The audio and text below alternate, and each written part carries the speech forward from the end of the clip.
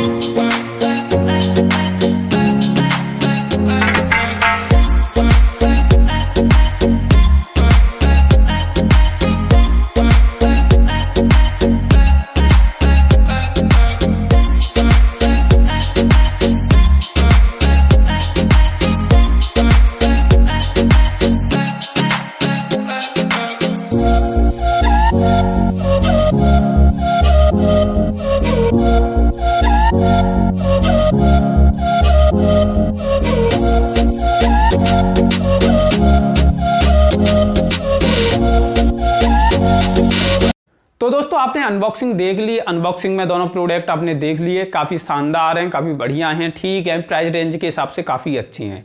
आपको ये वीडियो कैसी लगी कमेंट करके बता देना, चैनल को सब्सक्राइब करके बेल बटन दबा देना और जो आपको चाहिए वो कमेंट कर दीजिए। अगली वीडियो में हम अनाउंस कर देंगे कि कौन इनका विनर रहा है और किसको ये दिए जा रही हैं। ये वीडियो देखने के लिए आप सभी का तहे दिल से बहुत बहुत धन्यवाद। और जो शॉप 101 है उसका डाउनलोड लिंक इस वीडियो के डिस्क्रिप्शन में दिया है, तो आप जल्दी से जल्दी डाउनलोड कर सकती हैं। और ये वीडियो देखने के लिए आपका एक बार फिर से बहुत बहुत धन्यवाद।